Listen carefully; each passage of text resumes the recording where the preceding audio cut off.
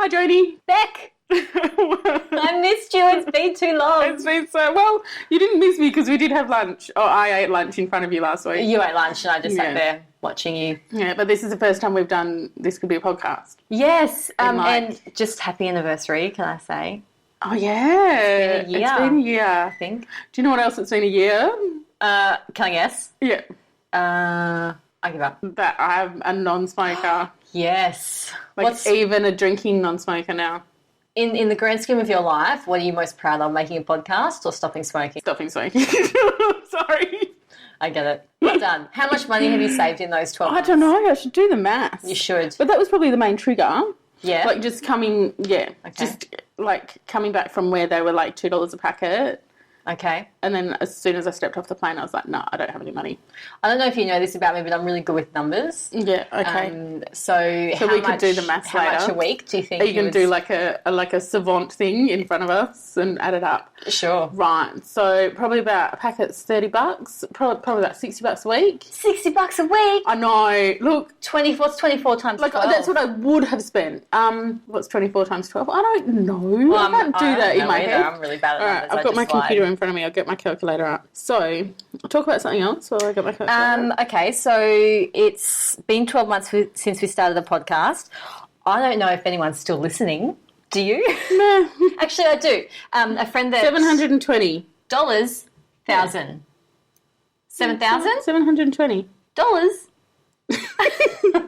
Oh, no, that's a month. Oh. 52 times 60 equals... That would be $3,000. There you go. $3,000. Saved myself $3,000. Well done. Still driving a shitty car. That's okay. all right. That's next year. Where have you spent the $3,000, do you think? You know, cafes. Cafes, coffee. Coffee. Yeah, so someone is still listening because one of my friends said she was listening to us the other morning. Oh, that's nice. Yeah. Well, whenever I mention you, someone goes, oh, is that the one you do that podcast thing with? I'm like, oh, yeah, that's Joni. Oh, yeah, everyone knows you. They refer to Beck. So, Rebecca. Yes. How's life treating you? Life's pretty good, actually. I feel pretty good. Okay. I've been quite busy, which is why we haven't done this. And then in my downtime, I've been watching a lot of All Saints, Joni. This is confession time, and I would just like to say that my name is Rebecca, and I am watching All Saints from the beginning, which, for people who don't know, is a 1990s TV show that deals with the lives and loves of nursing staff in a busy medical surgical ward. Yes. In a Melbourne hospital. Sydney Hospital. Do you know the one that they show from the air? Do you know what hospital that is? Because I do.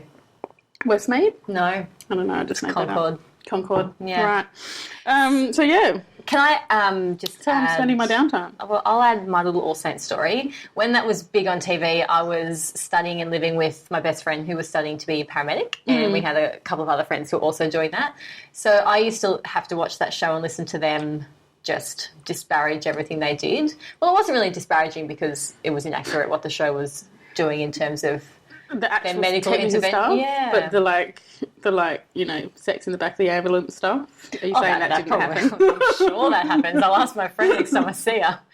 But yeah, so All Saints, I'm familiar. I was a fan. One of the things I've noticed from like a mental health perspective is just the amount of times they go, calm down, just calm down, like to patients.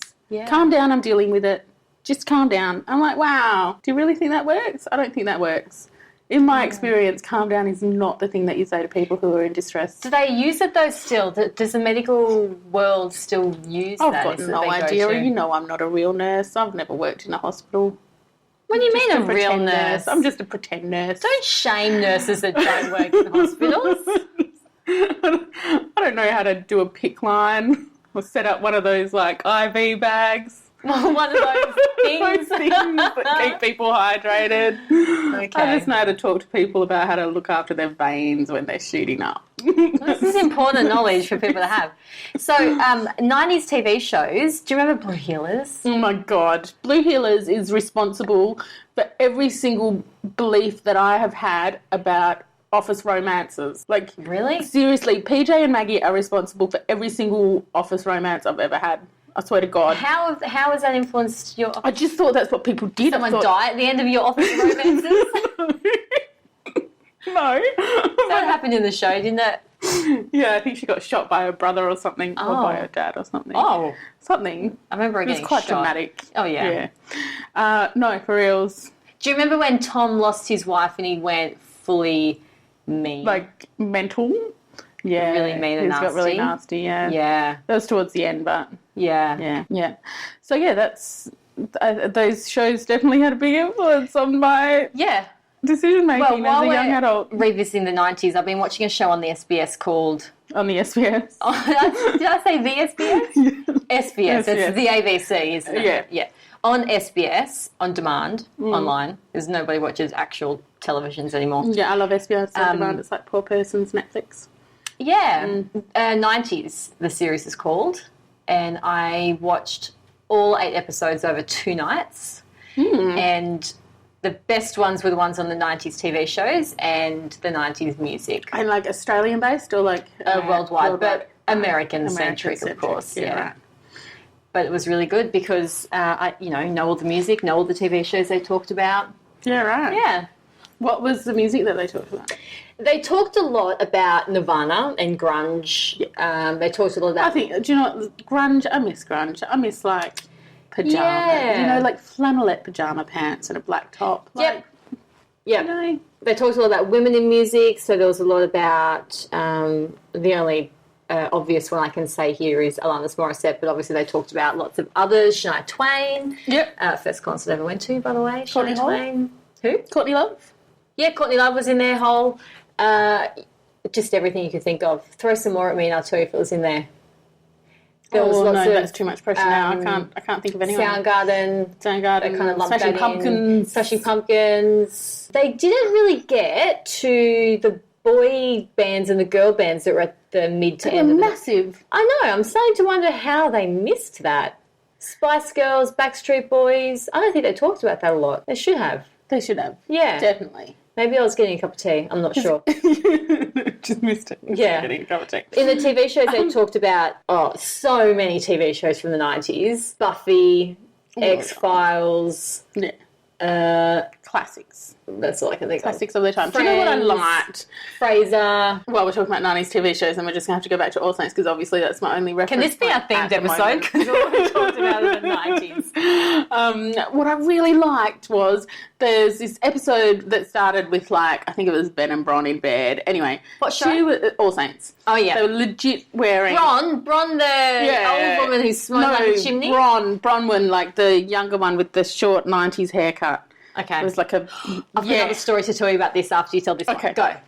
They're in bed, and she was legit wearing a pair of flannelette pyjamas, and he had, like, skinny arms and a bit of a pot belly, and it was just very refreshing. Yep. I was just like, yes, this is how normal people wake up. Nowadays, you watch a TV show, they're in bed, she's going to be, like, in lingerie, and he's going to be, like, buff as... It was just very normal. It's very true. Okay, 2 things have popped into my head. Yes. First thing in response to that last thing you said about realistic kind of intimate scenes. Yes. I started watching a show on Netflix called Easy. Yes. And it's fabulous. Have you heard of it? Were you attracted to this for any particular reason? Of anything that's happening in your life at the moment, Joni? Or just kind of popped in? Yep.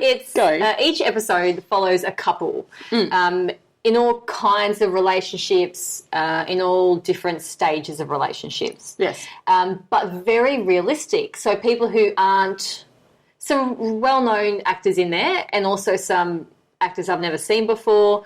Lots of cultural diversity, lots of different sexual orientations in the relationships, lots of body shapes, and very realistic and... explicit sex scenes. Oh. When I say this was on SBS On Demand again, wasn't it? No, this is Netflix. Oh, right, okay. But it's very funny and it's really good. And I remember watching it thinking that kind of looks like a realistic person. Yeah. And I'm going to have to give it a go. Yeah, it's really good. 25-minute episodes. The other thing from All Saints is I watched an episode once. It would have been... the ghost has just closed my front door. Late 90s, mid-90s, and it was when... coincided with the heroin drought in Sydney. The heroin drought? Which kind of happened at the end of the 90s. Oh, I didn't know about this. 2000, heroin dried up was a big issue. They introduced a legal injecting room. And then they were having overdoses because when people did get it... No, that was before the heroin drought. And then they brought in lots of measures. Heroin dried up. methamphetamine took over. Yeah. Obviously, that was a very simplistic view of a big issue, but you get me. So they did an episode of All Saints on naltrexone. Yes, they did, because that's the watched season that I'm up to. recently? Yes. And they get all these people in the room and, like, these addicts are going to go straight into withdrawal and it's going to be awful, and they tie them down and they inject them with naltrexone, which obviously is not going to happen in real life. And they go immediately into withdrawal and all sorts of chaos ensues. And I just remember watching it, and I don't know if I worked in drug and alcohol at that point. Maybe I did, and I remember thinking, this is really, TV has the power to be good, but also to be bad. Yes. Yeah. Definitely.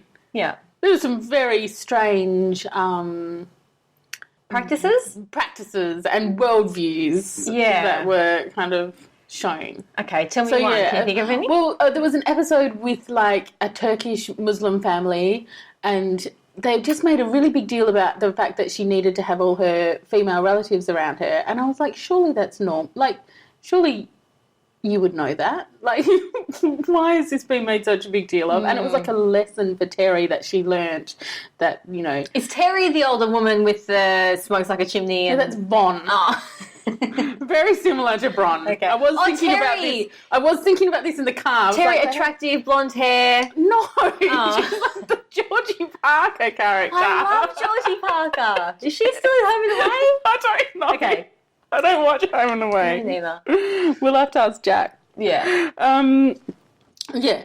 So there was that one, and then all the stuff about the drug use was just like, what the heck?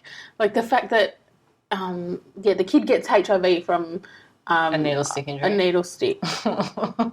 Like, HIV is a massive theme through this show. Everyone's just constantly scared of getting HIV. I'm like, wow.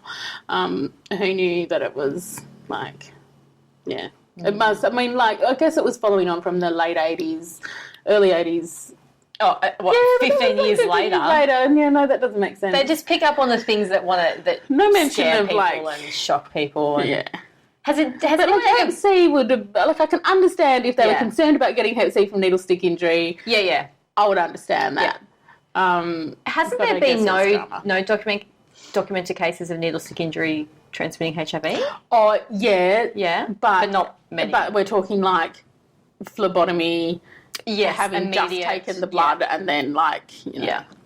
But it's like a 0.03% chance, I think. Well, unless you live in Sydney in the 90s and you're on a TV show. And you're on and then it's like you just everywhere you go, HIV center. Jumping off surfaces, trying to get inside your body. Vectors. Yeah. Yeah.